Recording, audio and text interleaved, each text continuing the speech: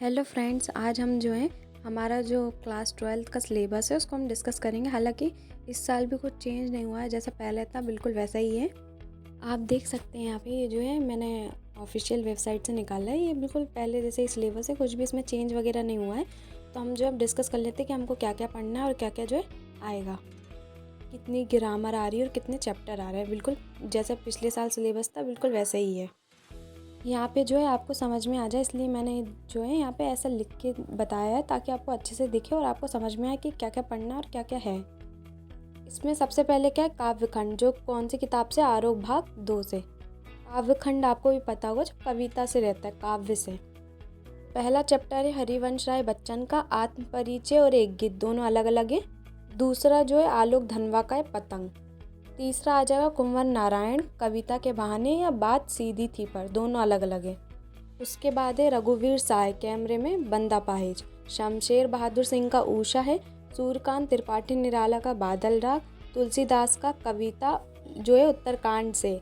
और एक और क्या है, लक्ष्मण मूर्छा और राम का विलाप, दोनों अलग अलग है। कविता जो वो उत्तरकांड से ली गई है और लक्ष्मण मूर्छा और राम का विलाप अलग अलग हैं दोनों। उसके बाद फिराक गोरखपुरी की रुबाइयाँ।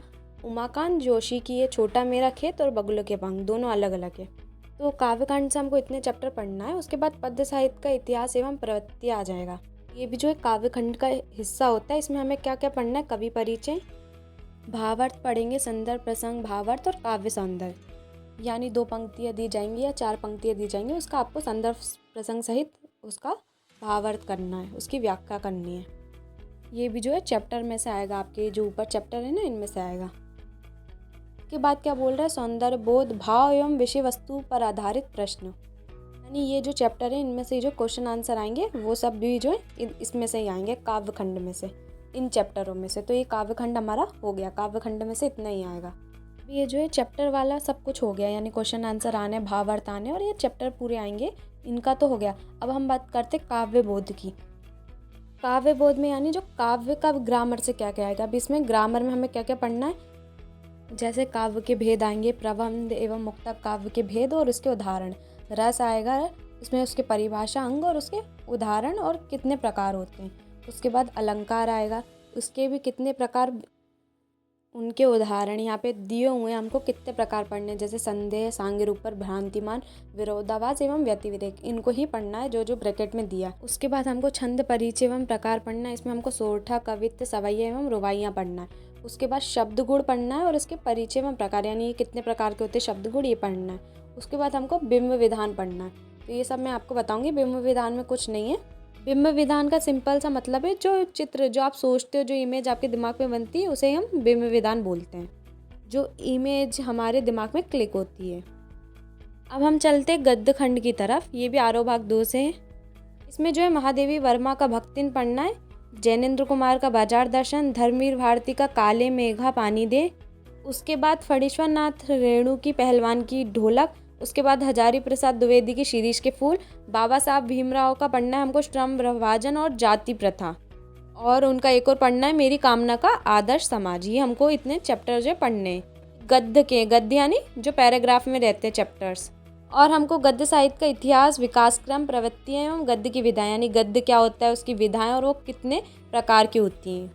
उसके बाद हमको लेखक परिचय पढ़ना है और उसमें जो संदर्भ प्रसंग सहित व्याख्या करनी है। जैसे काव्य में करते हैं वैसे गद्य में भी यही करना है। उसका भावार्थ लिखना है, उसकी व्याख्या करनी है। पैराग्राफ दिया रहेगा, उसकी आपको व्याख्या करनी है। उसके बाद विषय वस्तु पर आधारित प्रश्न, यानी जो ये चैप्टर है इससे प्रश्न आएंगे वो। उसके बाद हमें भाषा बोध पढ़ना है। इसमें जो है ग्रामर से आएगा, जैसे शब्द, कौन कौन से शब्द पढ़ने, क्षेत्रीय, तकनीकी एवं निपात, ये इजी आपको यूं ही याद हो जाएंगे। उसके बाद शब्द शक्ति पढ़ना है, परिचय एवं प्रकार। उसके बाद हमको शब्द युग्म एवं उनके प्रकार पढ़ने, कितने होते हैं और उनके प्रकार पढ़ने। उसके बाद वाक्य परिचय, अर्थ एवं रचना के आधार पर पढ़ने, इतने ही पढ़ने। उसके बाद वाक्य शुद्धिकरण एवं वाक्य परिवर्तन, मुहावरे एवं लोकोक्तियाँ, राजभाषा और राष्ट्रभाषा, ये क्या है और इनमें अंतर भी। उसके बाद भाव पल्लव, सार संक्षेपण, विज्ञापन लेखन, संवाद लेखन एवं अनुच्छेद लेखन। ये सब बहुत ईजी है, आपको आराम से आ जाएंगे एक बार समझाने पर। तो मैं जब आपको पढ़ाऊंगी तो मैं आराम से बता दूंगी। भाव पल्लव में एक लाइन दी जाएगी, उसमें आपको थोड़ा सा उसका डिटेल बताना कि उस लाइन का डिटेल क्या है, वो कहना क्या चाह रहा है। सार संक्षेपण में हमको जो है टॉपिक दिया जाएगा, उसको हमको सार यानी छोटा करके उसमें मुख्य बात जो मेन बात होगी वो हमें लिखना पड़ेगी। विज्ञापन लेखन को इंग्लिश में हम एडवर्टाइजमेंट बोलते हैं। जो हम किसी भी चीज़ के लिए एडवर्टाइजमेंट करते हैं उसे हम विज्ञापन लेखन बोलते हैं।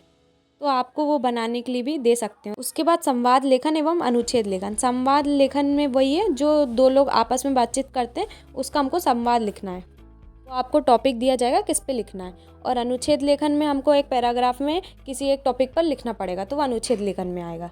अब हम बात करते हैं आपकी दूसरी बुक वितान भाग 2 से। इसमें जो पूरक पाठ्य पुस्तक पर आधारित प्रश्न यानी इनके जो है क्वेश्चन आंसर आएंगे, जैसे सिल्वर वेडिंग मनोहर श्याम जोशी, जूझ आनंद यादव, अतीत में दबे पाँव किसने लिखी, ओम थानवी ने। तो इनमें से जो आपके क्वेश्चन आंसर आएंगे।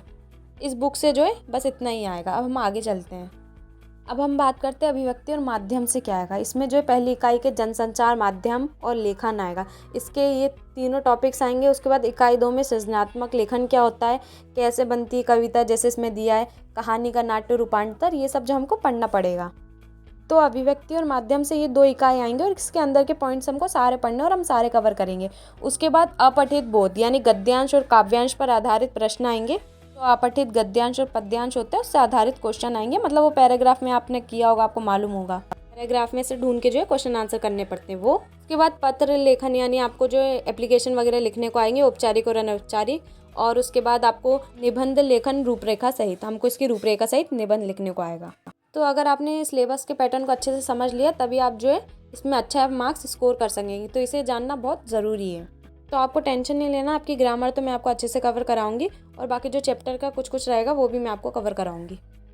आपको इससे रिलेटेड कोई भी डाउट हो तो आप वो मुझसे पूछ सकते हैं और अपने फ्रेंड्स को भी शेयर करिए और उनके साथ पढ़िए। जितना आप साथ में पढ़ेंगे उतना ज़्यादा आप अच्छे से समझेंगे और उसे कवर कर पाएंगे। तो मिलते हैं नेक्स्ट वीडियो में, तब तक के लिए बाय बाय।